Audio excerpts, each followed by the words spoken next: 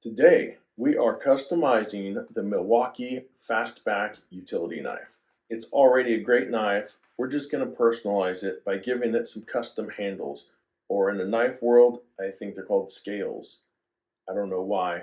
Maybe you could tell me why they're called scales. But we don't have to reinvent the wheel here, right?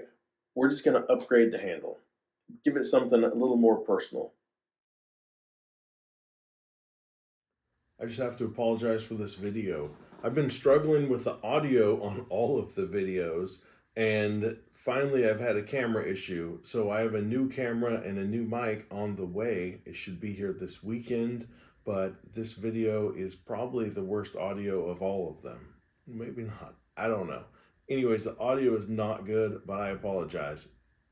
Bear with me. Next video, this should be sorted out, I hope. The Milwaukee Fastback. It's a solid design, good ergonomics. It even looks good, but it is a little boring, and it's like all the other ones. I mean, it's perfectly functional. I just want to make this one mine. And it's also a fairly quick and easy upgrade. Seems like there's two different preferences on the clips of knives. The first example would be this one. The clip is on the opposite side of the hinge. And I'm not voting for or against either side. They're just two different ones. This works out okay. This has been my everyday carry knife for over a decade. The next one would be this. Pull it out, flip it open. I don't think it matters either way. I don't care. This one has the hinge on the same side as the clip. This has the hinge side of the knife on the opposite side of the clip. That brings us to the knife that this whole video is about, the Milwaukee Fastback. This knife has the clip on the hinge side. As you can see here, I personally don't really have a preference. I don't care either way. What do you like better? For me, I think I'm just going to get rid of the clip altogether because I use this usually around the house. I keep one of these in my office. It has a little spot it slides right into, and the clip would just be in the way. So I use it with no clip. I like it that way. And if I have it with me when I leave the house, I just put it in the pocket. I live in Northern California. I'm usually wearing shorts. So to have a knife that's clipped on, it doesn't always work out for me. Now, if I'm wearing jeans, I would definitely clipping it on. That's what I've always done. But if I'm wearing shorts, I just put it in my pocket and it works out just fine. And when it's in your pocket, I think the clip kind of just gets in the way. What do you think? Clip on the hinge side, clip opposite the hinge side, or no clip at all? What do you prefer? I'm voting for no clip. So let's see what we got. Fusion 360 is my CAD software of choice. And I started by measuring the knife body with a combination of calipers and a scale. And that really is key in this process. You are going to want to make sure you have calipers and a scale. I then take those measurements and transfer them into Fusion 360 and started designing from there. And you just kind of go along, and then at some point you decide, okay, I think I have enough that I'm going to try and print this. And you start running off print files. If you've ever designed anything in CAD, you know that things don't always work out the first time. If you're me, they may not work out the second, third, fourth. I mean, we don't really count after attempt 4. It just takes what it takes, right?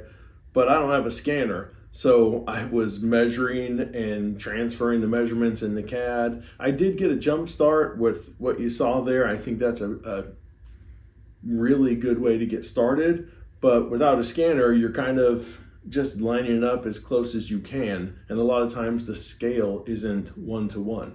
So it takes a few tries, but eventually you get it. So you have to just be patient, work your way through the process. This is what we'll need for this project. A heat gun, a couple Torx drivers, some pliers, maybe a hammer, probably a Phillips screwdriver. Let's start the actual work. First up, you're going to remove the Phillips screw. Then the perimeter screws are T6s. And next up is the big job. That's what makes this whole thing a little bit difficult. The T10s, that holds the pivot together. You're going to use heat. I end up using a torch on this one. I think moving forward, that's the recommendation. You're going to use a T10 on each side. And it's kind of a hassle, but just work at it and you will get it. Be careful not to strip out those T10s though, because you need all these screws for reassembly. And that's pretty much it. Let's get this cleaned up. And reassembly goes very smooth. This is a much quicker process. I like to put a dab of oil on those bushings. That way it pivots nice and smoothly when you get it all put back together. Then you're going to use the T10, put that pivot in. I found that you need to put that lock button in with the pivot, the blade side. And I found if you just put it in the closed position with the blade out of it, this whole process goes much easier. Then you put the T6s in and you tighten up those T10s with one Torx bit on each side. And you're done. That's it. So this white and black knife, I printed the same day. I just didn't put it together on camera, but I think both of them came out looking fantastic. In these pictures, you could really see the profile, not the profile, what's it called? The finish. So I did origami star, I believe is what it's called, or origami spiral. And it kind of gives the finish like this star look. And you don't really notice it until it's at a certain angle, but I think it looks pretty cool. And I think that with a fuzzy skin, that's what the surface is called around the edges. It kind of gives it like a little 3D printed version of knurling. It came out very nice. I think it looks really good. What do you think? I printed these in PCTG. PCTG offers a good balance. It's high resistant to heat, chemicals. It's got good ductility. It's basically like PETG.